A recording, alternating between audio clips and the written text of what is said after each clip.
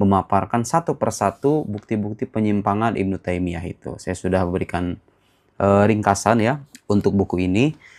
Pertama, dalam buku ini disebutkan bahwa Ibnu Taimiyah itu menyebut Tuhan sebagai sosok yang bertempat. Dan dia berada di sebuah arah atas ya. Konsekuensinya begitu, kalau Tuhan itu bertempat, maka dia berarah, begitu ya. Kemudian dia juga menyebutkan bahwa Allah Subhanahu wa Ta'ala itu berbicara dengan suara. Dan itu bertentangan dengan ajaran Ahlus Sunnah wal Jamaah yang menyebutkan bahwa kalam Allah itu tidak terdiri dari huruf dan suara, karena huruf dan suara itu adalah sesuatu yang hadis, dalam arti ada dari ketiadaan. Sementara Tuhan adalah zat yang qadim, yang tidak memiliki permulaan. Mana mungkin sesuatu yang tidak bermula bertempat pada dirinya sesuatu yang memiliki permulaan. Oke. Nah, jadi ada problem di pengertian atau definisi jisim itu apa? Ya, you bilang ini mujassim. Oh, jisim itu apa? Belum jelas. Jadi sesuatu yang belum jelas istilahnya, ya ada perbedaan atau tidak konsisten dengan definisi, kemudian digunakan untuk memvonis seseorang bahwa dia menganggap Allah itu jisim. Nah, ini perlu kita jelas. Jadi pertama secara lafal atau pengertian dasar ya, mujassim itu dalam tema akidah adalah orang yang menganggap Allah itu apa? Jisim.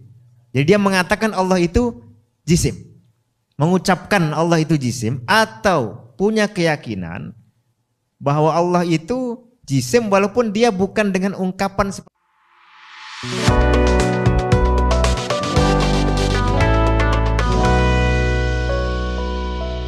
Assalamualaikum warahmatullahi wabarakatuh. Nahmaduhu wa nusalli wa nusallimu ala rasul karim wa ala alihi wa sahbihi ajma'in amma ba'd. Sobat sekalian, bagaimana kabarnya? Mudah-mudahan dalam keadaan sehat walafiat tanpa kurang suatu apapun, dimudahkan segala urusan. Amin ya rabbal alamin. Ya, ada pembahasan yang menarik ya. Perdebatan sesama alumni Al-Azhar. Berdebat tentang akidah yang dimiliki oleh Ibnu Taimiyah. Apakah benar Ibnu Taimiyah berakidah mujassimah? Nah, ini yang sedang hangat dibicarakan, diperdebatkan di antara keduanya melalui channel YouTube masing-masing ya. Sebenarnya perdebatan mengenai akidah Ibnu Taimiyah, apakah Ibnu Taimiyah mujassimah atau tidak, ini bukan hal yang baru ya. Jauh sebelumnya, di kurun-kurun dekat waktu kehidupan Ibnu Taimiyah sudah terjadi perdebatan antar para ulama tentang akidah Ibnu Taimiyah itu sendiri. Jadi apabila sekarang terjadi perdebatan tentang akidah Ibnu Taimiyah, ini saya kira tidak perlu gas-gasan ya, karena memang keduanya jelas membawa kitab-kitab terdahulu untuk hujah mereka. Baik itu bagi yang suka dengan pendapat yang mengatakan Ibnu Taimiyah seorang mujassimah, atau sebaliknya yang mendukung pendapat bahwasanya Ibnu Taimiyah terbebas dari paham-paham mujassimah, tasbihah, atau misalnya. Jadi sebenarnya semuanya sudah final. Tinggal kita ikut yang mana. Mengikuti ulama yang mengatakan Ibnu Taimiyah berakidah mujassimah, atau sebaliknya mendukung pendapat ulama yang mengatakan Ibnu Taimiyah terbebas dari paham-paham mujassimah atau semisalnya. Ini saya akan tampilkan beberapa pendapat ulama yang saling bertentangan mengenai akidah Ibnu Taimiyah. Saya akan mulakan dengan pendapat ulama yang mengatakan Ibnu Taimiyah seorang mujassimah. Pendapat yang pertama kita ambil dari seorang ulama besar dari madhab Syafi'i. Bisa dikatakan beliau salah satu kibaru ulama dari madhab Syafi'i. Ibnu Hajar Al-Haytami, nama yang tidak asing di madhab Syafi'i. Beliau lahir tahun 909 Hijriah atau 1503 Masehi.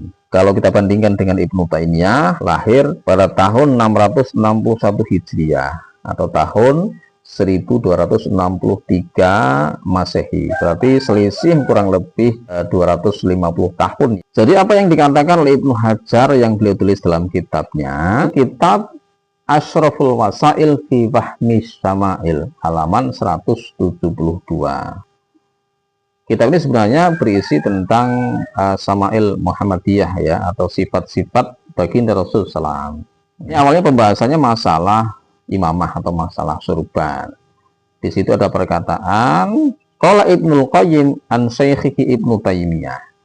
Berkata Ibnu Qayyim dari syekhnya yaitu Ibnu Taimiyah, annahu dzakara syai'an badi'an. Sesungguhnya beliau adalah Ibnu Taimiyah bercerita sesuatu yang badi'an, yang luar biasa. Wahwa cerita itu adalah annahu sallallahu alaihi wasallam, sesungguhnya baginda Rasulullah sallallahu alaihi wasallam lamar ra'a rabbahu wadi'an yadahu baina katifaihi. Ketika melihat Robnya, ini meletakkan tangannya di antara kedua pundaknya. Akrama dzalikal mawadi' bil udbah. Maka baginda Rasulullah memuliakan tempat itu dengan udbah. Jadi udbah ini buntut sorban. Jadi sorban itu ada kalanya ada buntutnya, yaitu namanya udbah. Diletakkan di pundak baginda Rasulullah, ada udbah di pundak baginda Rasulullah. Ini yang kata Ibnu Taimiyah.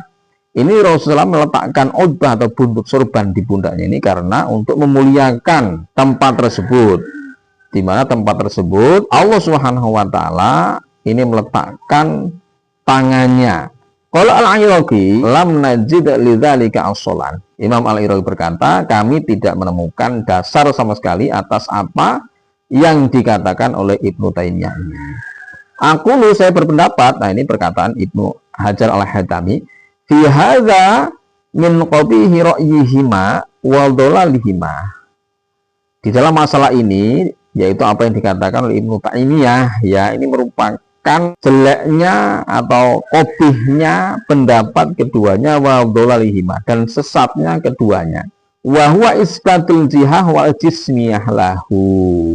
Dan ini adalah isbat daripada jihah dan jismiyah bagi Allah Subhanahu wa taala. Jadi perkataan Ibnu Taimiyah yang dikutip oleh Ibnu Qayyim ini menunjukkan bahwasanya mereka ini memiliki pemikiran atau memiliki akidah Allah Subhanahu wa taala bertempat dan Allah Subhanahu wa taala ini mempunyai jisim. Inilah poin dari apa yang dikatakan oleh Ibnu Hajar al-Haytami tentang akidah Ibnu Taimiyah, yaitu mereka mengisbat tentang jihad dan jismiyahnya Allah Subhanahu wa taala. Ini saudara sekalian, pendapat dari Imam Ibnu Hajar al-Haytami ini sudah cukup untuk mewakili dari sekian banyak pendapat para ulama yang mengomentari tentang akidah Ibnu Taimiyah. Ya. Kemudian ada pendapat dari salah satu ulama dari madhab Hanafi yang cukup terkenal, ya. Ada Mula Al-Qari rahmatullah alaih. Dalam kitab beliau Mirqatul Mafatih Syarah Miskatul Masobih, beliau langsung menanggapi komentar Ibnu Hajar al-Haytami yang ditulis dalam Syarah Sama'il yang tadi sudah kita baca bersama, ya, yang redaksinya qala Ibnu Qayyim an Syekh Ibnu Taimiyah annahu dzakara syai'an badi'an ila akhir tadi. Ini dikomentari oleh Mula Al-Qari dalam kitabnya Mirqatul Mafatih. Ini sekaligus melakukan pembelaan terhadap Ibnu Qayyim dan Ibnu Taimiyah. Ya, beliau berkata, "Wa man tola'a syarha manazilis sa'irin linadimil bari asy-Syaikh Abdullah al-Ansari al-Hambali qaddasallahu ta'ala sarrahu al-jali wa huwa Syekhul Islam inda sufiyah halal itlaq bil ittifaq." Jadi Mula Al-Qari rahmatullah alaih ini menukil pendapat dari Syekh Abdullah al-Ansari al-Hambali bahwasanya Ibnu Taimiyah adalah seorang Syekhul Islam menurut kalangan ahli sufi secara mutlak dan ittifaq.